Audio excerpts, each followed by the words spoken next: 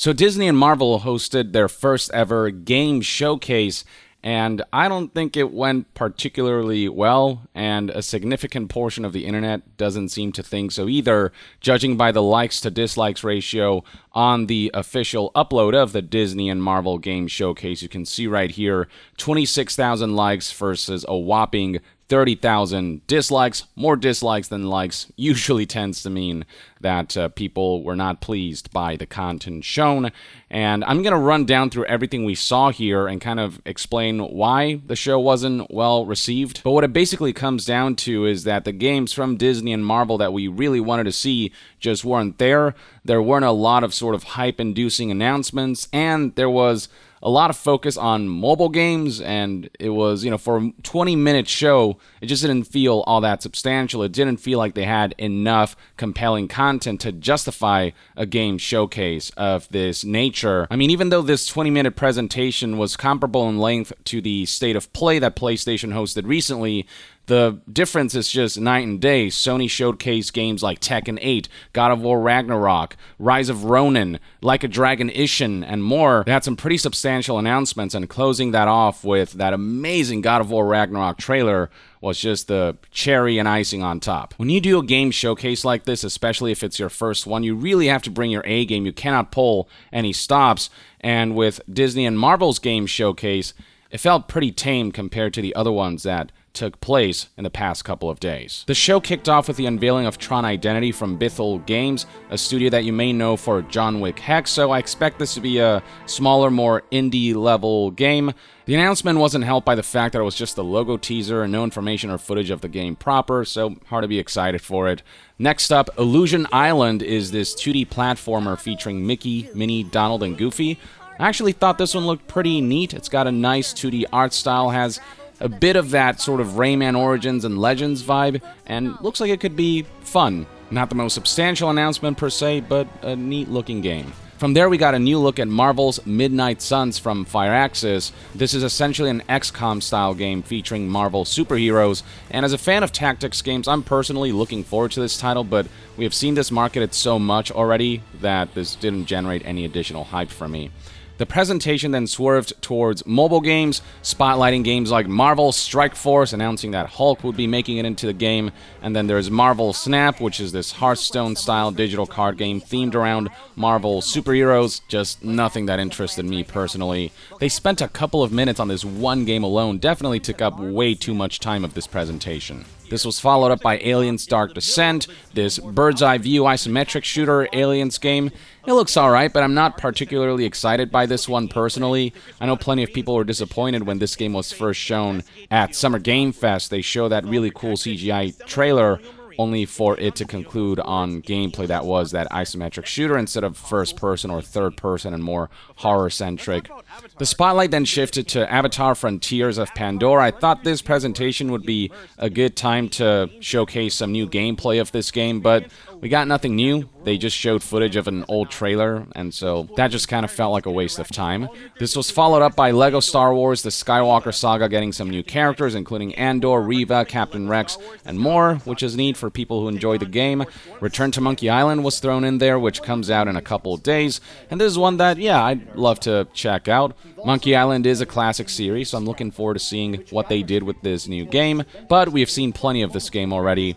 The showcase also highlighted Gargoyles Remastered, which marks the return of a classic game. I personally didn't play Gargoyles, but some people seem pretty excited for it, so that's kind of neat. And then another mobile game, Mirrorverse, which is a game that I believe is already out, but they announced that Disney villains are coming to the game. Again, just nothing that interested me at all. Then came one of the more interesting announcements, Speedstorm by Gameloft, which is a game for PC and consoles. It's essentially Mario Kart, but with Disney characters. The gameplay and visuals don't look bad at all, but the fact that it is a free-to-play game from Gameloft does have people concerned about how monetization will be handled in this game. Gameloft also showed off Dreamlight Valley, which is essentially Disney's Animal Crossing, this life and management sim as well as an adventure game, and they basically announced Toy Story content for the title. I do hear generally positive impressions surrounding this game, so there's that. But this is nothing super hype within the confines of this game showcase. This was then followed up by, yep, you guessed it, another mobile game, Avatar Reckoning, which is this third-person shooter Avatar game that, from a visual standpoint, doesn't look bad for a mobile game, but the game overall does look kind of generic to me, and no doubt because it is a mobile game, monetization will be pushed to the brink. It was definitely off-putting that they showed gameplay of the mobile Avatar game, but showed us nothing new of the AAA Avatar game in development that people are more excited for. It's emblematic of why this whole game showcase was received so poorly. They put the emphasis on the wrong games. The games that we really wanted to see just were completely absent, and so this presentation just feels that much harder to justify. Though after the Avatar mobile game, we did get what I think was the most exciting announcement from the event, the Untitled Skydance Marvel game featuring Captain America and Black Panther in World War II from none other than the one and only Amy Hennig. Unfortunately, it was just a CGI teaser, so we didn't get much information from this footage other than the fact that it would star Captain America and Black Panther in World War II. But it is an Amy Hennig game, so it has all of the potential to be an amazing title, and I'm definitely going to keep my eyes peeled for this one. Now, you'd think that would be the show's closing announcement, but instead, they decided to conclude the presentation with a mobile game. Marvel World Heroes from Niantic, the makers of Pokemon Go. It's basically a similar type of augmented reality game from the looks of it, but the trailer only featured this exaggerated live-action marketing footage, so not much to glean at there, and not to mention this game will no doubt be monetized to hell and back if Pokemon Go is any indication. So yeah, the showcase ended on quite the whimper. And the fact that they closed the showcase on a frickin' mobile game highlights that this showcase just had all of the wrong priorities. The showcase did give us an ending montage, though, and it's only in this montage that we saw glimpses of Marvel Spider-Man 2, Marvel's Wolverine, Kingdom Hearts 4, Star Wars Jedi Survivor, you name it, the stuff we actually wanted to see. And even then, we only saw glimpses of old footage and trailers that we're already familiar with, so that just felt like insult to injuries. Disney and Marvel didn't set the proper expectations for this game showcase. People expected at least one of these most anticipated games to be showcased properly, but we got nothing. So yeah, this is why if you go to the Disney and Marvel Game Showcase's official YouTube upload, you'll find that top comments include, they had the audacity to show the games we wanted at the end with footage we have seen. Alongside that, you've got people saying things like, minute of silence for those who thought that they will see Marvel Spider-Man 2 or Wolverine. Below that, you've got some harsh comments like, had me going there, I actually thought this was going to be a decent showcase, or this probably was the most underwhelming game showcase I've ever witnessed. The general sentiment surrounding this showcase is, my disappointment is immeasurable and my day is ruined.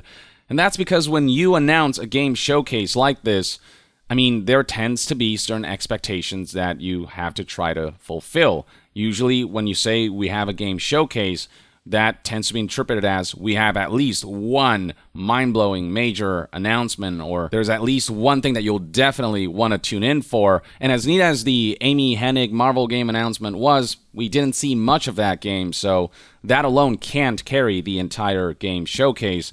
Whereas with, again, State of Play, we did see, that big God of War Ragnarok trailer to make the wait worth it, alongside great announcements like Tekken 8 being the opener, the reveal and announcement of Tekken 8 being the way they kicked off the show, and a bunch of cool stuff in the middle as well. Nintendo's most recent Direct, yes, a lot of, farming simulator games and all that, but they did close off with another look at Zelda Breath of the Wild sequel, which is titled Tears of the Kingdom. They gave us a release date, they gave us the title, and some additional footage alongside a new Fire Emblem. They announced Pikmin 4, and there was some really cool announcements in between. Just a stark contrast to Disney and Marvel's own game showcase. And look, if you're not ready to show some of these major games, that's all well and good, but hold off on a game showcase like this until you have those major announcements ready. I feel like this game showcase should have been delayed, or at the very least, Disney and Marvel should have made it very clear what we're going to see in this show. Also, never end a show like this on a mobile game. Have we not learned from Blizzard's mistakes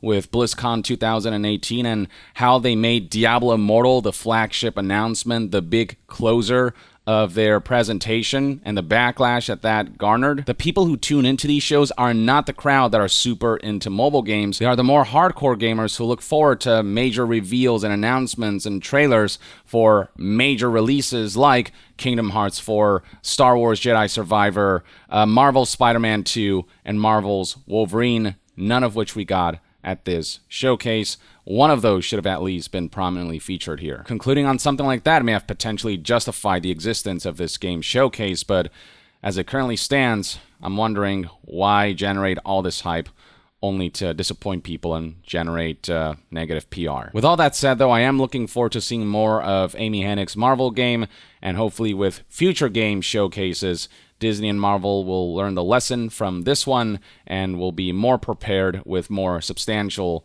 content and more substantial announcements and trailers to please audiences. Or at the very least, that's one man's take. Let me know in the comments below what your thoughts and opinions are on the Disney and Marvel game showcase. Were you as disappointed as I and many others were, or were there nuggets in there that you were pleased by enough that it justified the game showcase overall? Share your thoughts in the comments below, and to be further updated on all things gaming news, reviews, and discussions, stay tuned right here on Young Yeah. I'll see you guys next time. Young out.